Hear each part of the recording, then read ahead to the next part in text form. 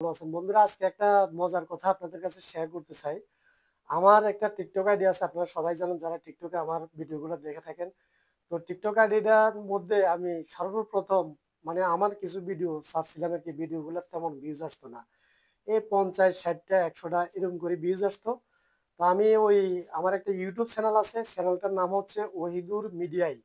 ওই ইউটিউব চ্যানেলে আমি কিছু নিউজ ভিডিও করি, সেটা হচ্ছে মানে বিনোদন সাবটার নিয়ে আমি নিউজ ভিডিও করে থাকি, সেলিব্রিটিদের নিউজ।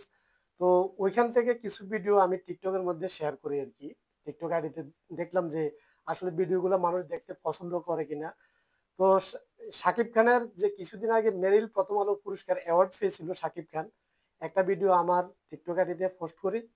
পোস্ট করার পরে দেখলাম যে ভালোই ভিডিওটা ভাইরাল হয়েছে, এবং এটাই আমার এই টিকটক আইডির মধ্যে সর্বোচ্চ র্যাঙ্কিং এ ছিল।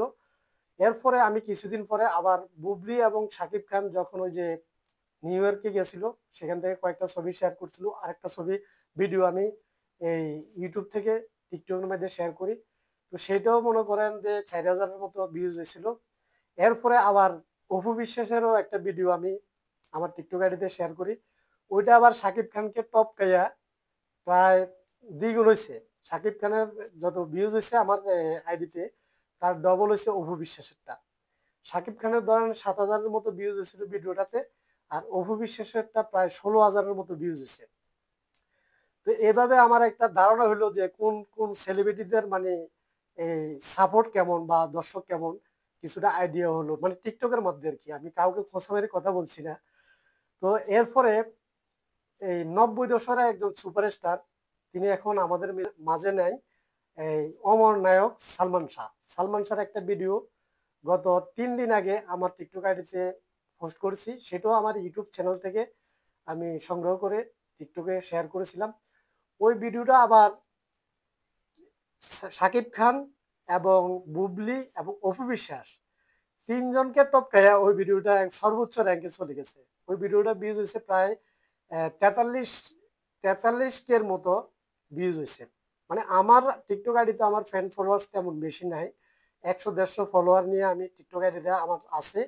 সেখান থেকে সালমান শাহ ভিডিওটা যখন আমি আপলোড করি, তখন থেকে আমার প্রায় 500-600-700 মতো ফ্যান ফলোয়ার হয়ে গেছে, মানে টিকটকের ফলোয়ার হয়ে গেছে আর কি। তো সালমান শাহ দুইটা ভিডিও আমি দিছি, দুইটা ভিডিওতে আমার সর্বোচ্চ র্যাঙ্কিং, একটা হচ্ছে 43 কে আর একটা হচ্ছে 42 কে। তো আমি আজকে বুঝতে পারলাম যে আসলে সালমান শাহ মৃত্যুর 29 বছর পরেও সালমান শাহকে আজও মানুষ বলতে পারে, যেমন আমিও বলতে পারি নাই, হাজার হাজার লক্ষ লক্ষ দর্শক সালমান শাহকে আজও বলতে পারে নাই। সুপারস্টার বলে তাদেরকে, তাদেরকে সুপারস্টার বলে যে মৃত্যুর 30 বছর 29 বছর পার হয়ে যাওয়ার পরেও তারা এখনো স্মরণীয় হয়ে রয়েছে।